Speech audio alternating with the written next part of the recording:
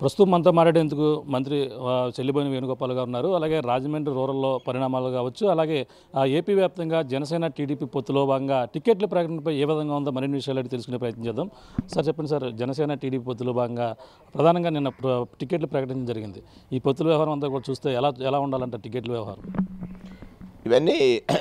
ఇవన్నీ కూడా మాధ్యమాల్లో లేకపోతే చాలామంది విమర్శకులు చేస్తున్న పరిణామాలే జరిగాయి.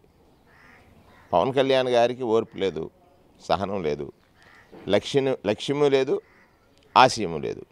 ఆశయము లక్ష్యం ఉన్నవాళ్ళైతే ఆశయం కోసం పరితపిస్తారు. ఇక్కడ ఆయన ఆశయం ఏముందంటే పేదవాడిని మోసం చేసిన చంద్రబాబుని మరొకసారి గద్దెకెక్కించి పేదవాడిని మళ్ళీ మోసం చేయాలనేటువంటి ఒక లక్ష్యం. అంటే ఎన్నికలప్పుడు ఏదో ఒక అబద్ధం చెప్తే మోసపోయేది ఎక్కువగా పేద ప్రజలే. ఆశ చూపిస్తే మోసపోతారు పేద ప్రజలు అనేటువంటి ఫిలాసఫీని నమ్మినవాడు ఎవరు? చంద్రబాబు నాయుడు. సేమ్ అదే ఆశ చూపిస్తే మోసపోతాడు పవన్ కళ్యాణ్ అన్నట్టుగా నిన్న పొత్తు కనపడ్డది.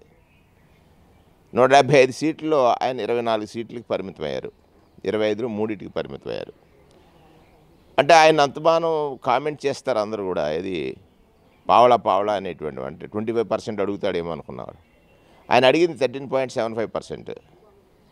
మన గతంలో పూర్వం కాణి, అర్ధన, అణ, బేడ, పావల, అర్ధ, ముప్పావల, రూపాయి, 16 అణాలు రూపాయి.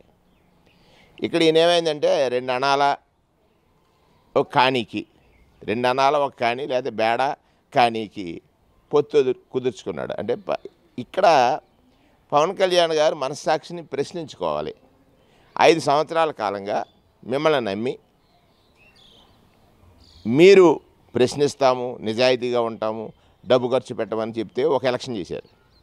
ఇప్పుడు ఎవరో జగ్గంపేటలో ఇప్పుడే చూశాను ఒక వీడియో, ఒక అబ్బాయి ఎవరో, నేను 5 ఏళ్ళు నా ఆస్తి 15 ఎకరాలు అమ్మేసుకున్నాను పవన్ కళ్యాణ్ నమ్ముకుని, కానీ వాళ్ళ పొత్తులో భాగంగా వదిలేశాడు సీట్ అంటాడు. ఇదే ఆశయాలు లేని వాళ్ళు వెంట నడిస్తే అంత ఆశాభంగంతో ప్రజలు బాధలు పడాల్సింది వస్తుంది. ఈ పొత్తులు ఊహించినవే. ఇక్కడ కాపు సామాజిక వర్గాన్ని 2014లో రిజర్వేషన్స్ ప్రకటిస్తానని మోసం చేశాడు చంద్రబాబు నాయుడు.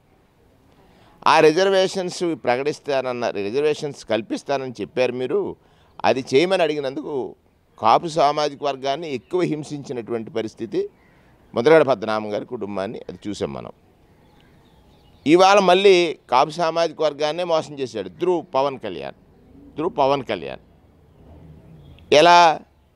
ఈ 2 జిల్లాల్లో కాపు సామాజిక వర్గీయులు అధికంగా ఉన్నారని ఈ ఓట్లన్నీ నేను ఎలా ట్రాన్స్ఫర్ చేసుకోవాలనేటువంటి ఒక కుయుక్తు, లేకపోతే కుట్ర, లేకపోతే కుతంత్రం అన్నావాలి. కుయుక్తు కుట్ర కంటే కుతంత్రం అంటుంది. అందులో భాగంగానే ఇవాళ సీట్ల ప్రకటన జరిగింది. ఇక్కడ పవన్ కళ్యాణ్ పెద్ద మాటలు మాట్లాడాడు. నేను కాపుల్ని సెటిల్మెంట్ని కలిపేస్తాను అన్నాడు, లేదా బీసీ ఎస్సీలందరూ కలిపేసేటువంటి పనిలో ఉన్నాను నేను, చాలా ఫిలాంథ్రపిస్ట్ లాగా మాట్లాడాడు. నేను ప్రకటించిన సీట్లు ఎక్కడ ఉన్నారండి బీసీలు? ఆయన 5 సీట్లు ప్రకటించాడు, ఎక్కడ కనపడ్డారు వాళ్ళు? ఇది ఆయన ప్రశ్నించుకోవాల్సిన అవసరం ఉంది. రాజకీయాల్లో ఈ తరహా ఆలోచన కలిగిన వాళ్ళు చాలా ప్రమాదము అని ప్రజలు గ్రహించాల్సినటువంటి అవసరం ఉంది. చంద్రబాబు నాయుడు అంటావా, అతను మోసానికి ఒక పేటెంట్.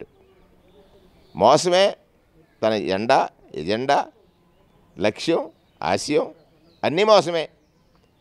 అబద్ధమే ఆయన ఎజెండా, మళ్ళీ అబద్ధమే. ఇప్పుడు చెప్పింది ఏది చేయడు. రెండోది, కాపు సామాజిక వర్గాన్ని నేనైతే నా సొంతంగా కాపు సామాజిక వర్గాన్ని చాలా చిన్నచూపు చూశాడు పవన్ కళ్యాణ్ గారు ద్వారా. చిన్న చూపు చూశాడు ఎవరు? చంద్రబాబు నాయుడు. రూరల్ సీటు ఏ సామాజిక వర్గానికి ఇచ్చాడు?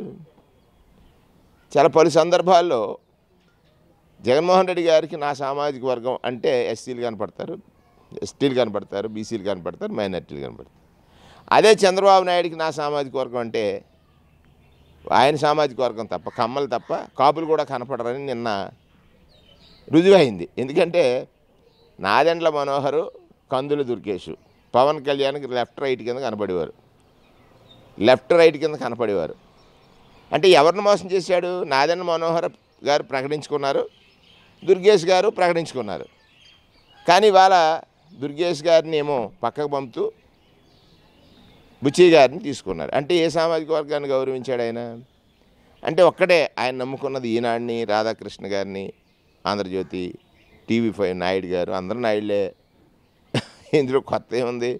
ఈ పొత్తులు అనేవి ఊహించడమే. అందుకే పాపం కేపాల్ లాంటి వారు కూడా చాలా చులకనగా మాట్లాడుతున్నారు. ఏంటి, హరిరామ జోగి గారు చెప్పాడు, నువ్వు రాజ్యాధికారం అన్నావు, ఏది నీ లక్ష్యం, ఏది నీ ఆశయం? కనీసం నువ్వు ముఖ్యమంత్రి అవుతానంటావు, 24 సీట్లలో నీ వాళ్ళకే 4 సీట్లు ఇప్పించుకోలేని పరిస్థితి. నేను ఒకటే సూటిగా అడుగుతాను, తన వాడికి తాను సీటు ఇచ్చుకోలేని తన వాడికి తాను సీటు ఇచ్చుకోలేని పార్టీ జనసేన పార్టీ అని చరిత్ర చెప్తుంది. దానికి సాక్ష్యమే రాజమండ్రి రూరల్. అంటే ప్రధానంగా చూసుకుంటే వైసీపీ 1వ లిస్టు, 2వ లిస్టు అలా 7 లిస్టుల వరకు ప్రకటించడం జరిగింది. కానీ ఒకేసారి మేము 99 సీట్లు ప్రకటించామని చెప్పేసి చెప్తున్న పరిస్థితి. దాన్ని ఎలా చూడాలి? వైసీపీకి టీడీపీకి పోలిక సామాజిక న్యాయానికి అంటే సోషల్ జస్టిస్కి, దేశానికి ఆదర్శం జగన్మోహన్ రెడ్డి గారు.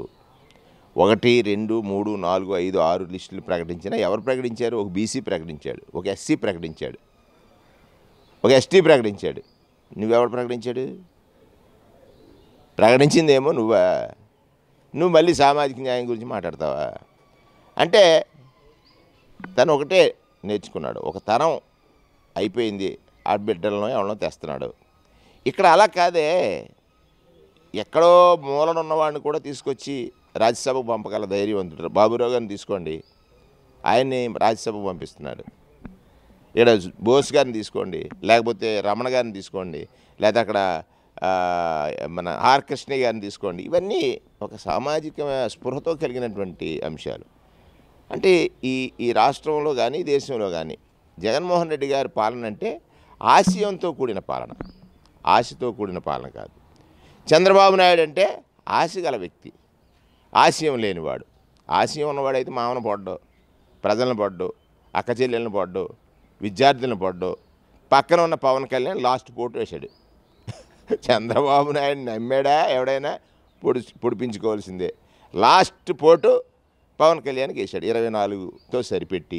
ఆ 24లో పోయి అతను నచ్చిన చోట అడిగిన చోట ఇస్తాడా? ఇవ్వడం. దానికి పనికిరాని చోట్ల ఇస్తాడు. అది చంద్రబాబు నాయుడు నైజం. ఈ పొత్తుల వల్ల ఏం కాదు. మా పొత్తు ప్రజలతో, వైఎస్ఆర్ కాంగ్రెస్ పార్టీ పొత్తు ప్రజలతో. ప్రజలు ఫిక్స్ అయ్యారు వైఎస్ఆర్ని గెలిపించాలని, వైఎస్ఆర్ కాంగ్రెస్ పార్టీని గెలిపించాలి. ప్రజలు ఫిక్స్ అయ్యారు వైఎస్ఆర్ కాంగ్రెస్ పార్టీని గెలిపించాలని. తెలుగుదేశం పార్టీ ఏం చెప్పి ఏ మొహం పెట్టుకుని ఓటు అడగడానికి వస్తుంది? అభివృద్ధి అంటావు అంటే ఒక కన్స్ట్రక్షన్, ఏదో బిల్డింగ్ కడితే కమిషన్ నీకు వస్తుంది. అమ్మఒడిలో కమిషన్ లేదే, ఆసరాలో కమిషన్ లేదే, చేయూతలో కమిషన్ లేదే, చేదోళ్ళలో కమిషన్ లేదే, విద్యాదీవంలో కమిషన్ లేదే, ఇవేది కూడా కమిషన్ లేవే. అందరికీ ప్రజలకి నేరుగా డీబీటీలో ఖాతాల్లో చేరినటువంటి పరిస్థితి. ప్రజల అమాయకులు అనుకుంటున్నాడు చంద్రబాబు నాయుడు, చెప్పింది వింటారు కదా అని. అయిపోయింది ఆ రోజులు, ఆ జమానా ఖతం. ఇప్పుడు కొత్త జమానా వచ్చింది. నిజాన్ని నమ్ముతారు, నిజం పట్ల నిజం వెంట జనం నడుస్తారు, నిజం పట్ల జనం నడుస్తారు. అది ఆ నిజమే జగన్ అని ప్రూవ్ చేశాడు 4 సంవత్సరాల 9 మాసాల పరిపాలనా కాలంలో. చెప్పింది చేశాడు, చేయగలిగింది చెప్పాడు, చెప్పింది చేయడం కోసం ఎంత కష్టాన్నైనా తట్టుకున్నాడు. వీళ్ళు ఎన్నిసార్లు అన్నారు శ్రీలంక అయిపోయింది, సొమాలియా అయిపోయింది, దివాలా తీసేసింది, అప్పులు చేసి ప్రజలకు డబ్బులు ఇస్తున్నాడు. నువ్వెక్కడ ఆకాశాన్ని నుంచి తెచ్చిస్తావా డబ్బులు? ఇవాళ ప్రజల యొక్క ఆకలి తీర్చడమే నా లక్ష్యం అనుకుని పనిచేశాడు. కాబట్టి జగన్ వెంట జనం ఉన్నారు. చూశారు కదా, ఒక సిద్ధం సభ చూస్తే చంద్రబాబు గుండెల్లో రైళ్లు పరిగెడతా ఉన్నాయి. ఇప్పుడు ఇవాళ నిన్న చూస్తున్నాం కదా, ఈ కందులు దుర్గేష్ గారి ఇంటి దగ్గర అవ్వచ్చు, అక్కడ జగ్గంపేటలో అవ్వచ్చు, లేదా ఇంక వేరే చోట్ల అవ్వచ్చు.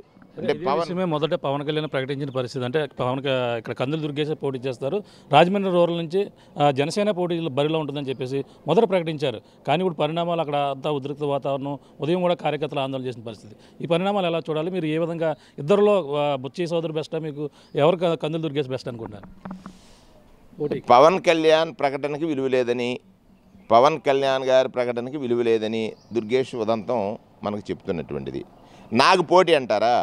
రాజకీయాలు పరుగు పందెం, రాజకీయాలు పరుగు పందెంతో సమానం.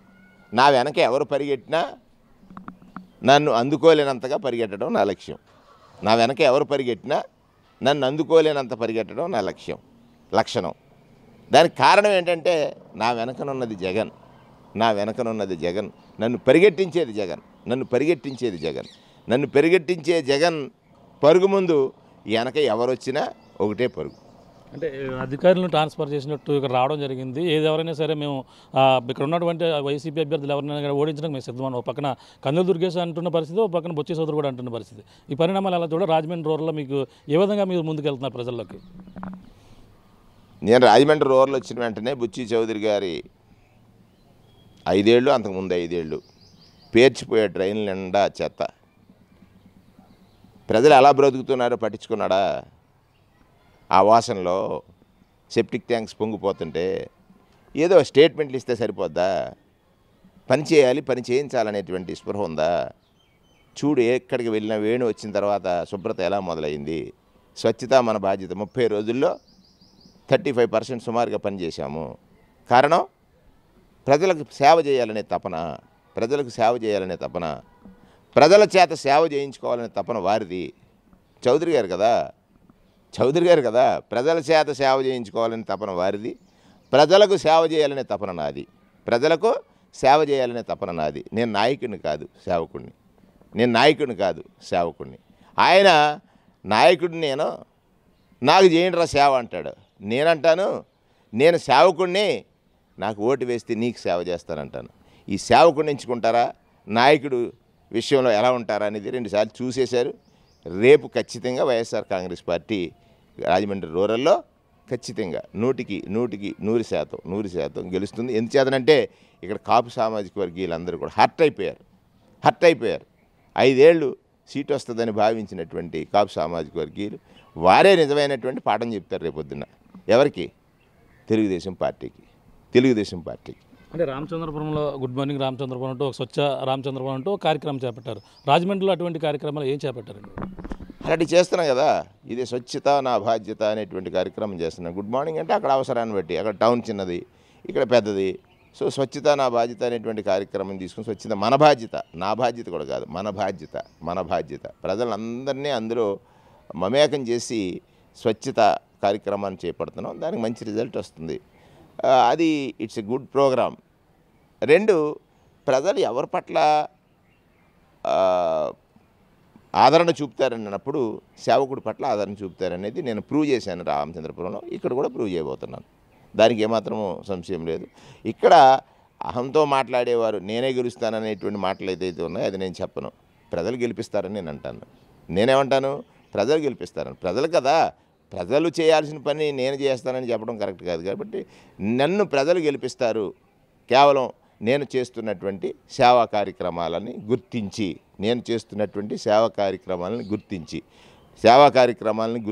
ప్రజలు గెలిపిస్తారు. ఎంత మెజార్టీతో గెలిచే అవకాశం ఉందంటారు? అవన్నీ ఇప్పుడు ఎందుకు మాట్లాడుకుంటాం? పోటీలో ఉంటాం, ప్రజలు ఇస్తారు. మెజారిటీ ఎంత ఇవ్వాలని వాళ్ళకి తెలుసు. వారు ఇచ్చిన తర్వాత మనం మాట్లాడుకుందాం.